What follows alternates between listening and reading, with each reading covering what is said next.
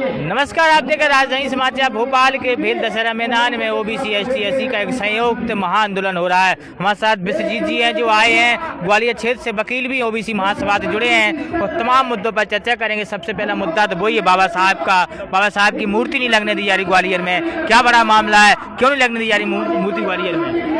देखिए, माननीय उच्च न्यायालय का स्पष्ट आदेश है मूर्ति लगने के लिए। फरवरी 2025 में हम लोगों ने जो ज्ञापन दिया था उसको माननीय चीफ जस्टिस महोदय ने संज्ञान लेते हुए उसको आदेश किया। उसके बाद मूर्ति लगने का काम चालू हुआ और लेकिन कुछ मनुवादी लोगों ने उस मूर्ति का विरोध करना चालू किया, जो असमानता को आज भी मानते हैं, गैर बराबरी को आज भी मानते हैं, जो डॉक्टर अंबेडकर से डरते हैं, डॉक्टर अंबेडकर के संविधान से डरते हैं। उन्होंने जो है इस मूर्ति का विरोध चालू किया। उसके बाद जो है वो मूर्ति थोड़ी सी विलम्ब जरूर हुई, लेकिन हम उस आंदोलन में डटे हुए हैं और हम ये कह रहे हैं, मध्य प्रदेश सरकार से भी हमने कहने का काम किया है, हमने मुख्यमंत्री से भी कहने का काम किया है, तमाम जनप्रतिनिधियों से, कि अगर मूर्ति नहीं लगी तो स्थिति और बिगड़ सकती है। इसलिए जरूरी है कि बाबा साहब की मूर्ति ग्वालियर हाईकोर्ट में स्थापित हो और हमें उम्मीद है जल्दी स्थापित होगी। और जो अकेली मूर्ति स्थापना की लड़ाई नहीं है, अब जो ग्वालियर हाईकोर्ट के माध्यम से पूरे देश के अंदर, पूरे प्रदेश के अंदर बाबा साहब के समता ममता बंधुता के विचार को स्थापित करने की लड़ाई है। इस देश में हिंदू राष्ट्र की बात हो रही, कई बाबा हिंदू राष्ट्र के लिए यात्रा निकाल रहे हैं। क्या कहेंगे हिंदू राष्ट्र को लेकर आप? देखिए,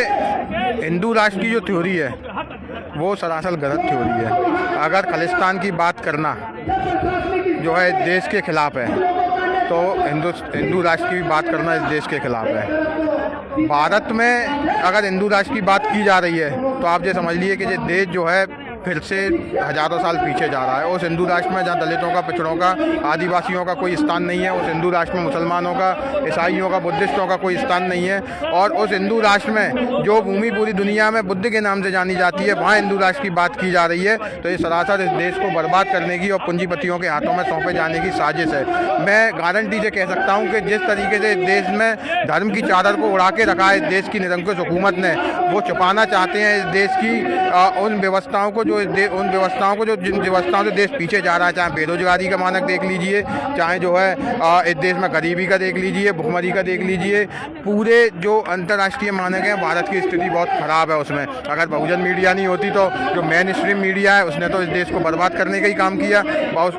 उनका मध्य प्रदेश का आप देख लीजिए कि कहाँ भारत खड़ा हुआ है। उन सारी नाकामियों को छुपाने के लिए देश में धर्म की चादर उड़ाई जा रही है और हिंदू राष्ट्र की बात की जा रही है और हिंदू राष्ट्र के माध्यम से पूंजीपतियों को इस देश के संसाधन दिए जा रहे हैं। एक बार फिर जो है SC ST OBC की हकमारी करने का काम किया जा रहा है, जिसके खिलाफ हम पुरजोर तरीके से लड़ने का काम करेंगे। आज भी भोपाल में हजारों की तादाद में लोग शामिल हुए हैं उस हिंदू राष्ट्र की थ्योरी के खिलाफ। IAS संतोष वर्मा के समर्थन में इस देश में समता ममता बंधुता की विचार को स्थापित करने के लिए, बाबा साहब के सम्मान को जो है लौटाने के लिए, बाबा साहब के विचार को स्थापित करने के लिए।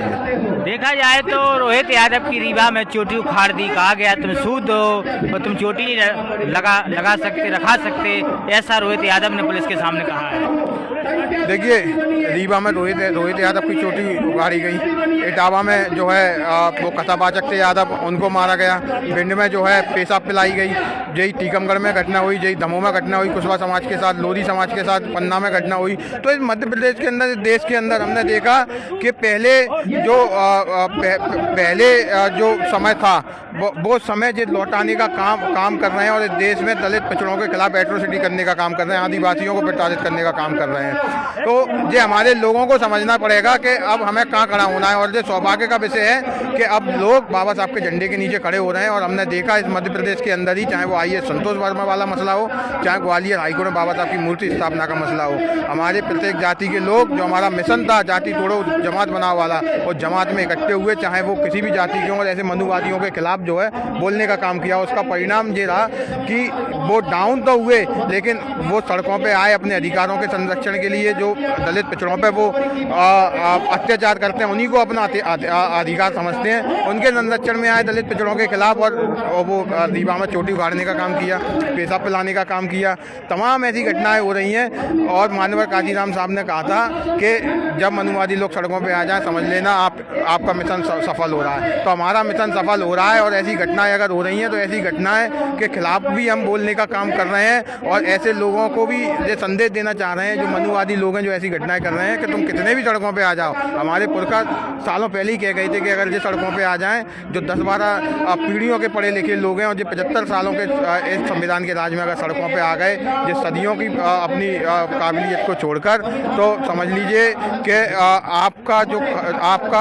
आपका जो मनुवाद है उसकी जड़ें अब हिल चुकी हैं। डॉक्टर अम्बेडकर ने, महात्मा फुले ने, बाबा साहब के संविधान ने, हमारे महापुरुषों ने आपकी जड़ें उखाड़ने का काम कर दिया है मनुवादी लोगों की, और ये अब और उखड़ने वाली हैं।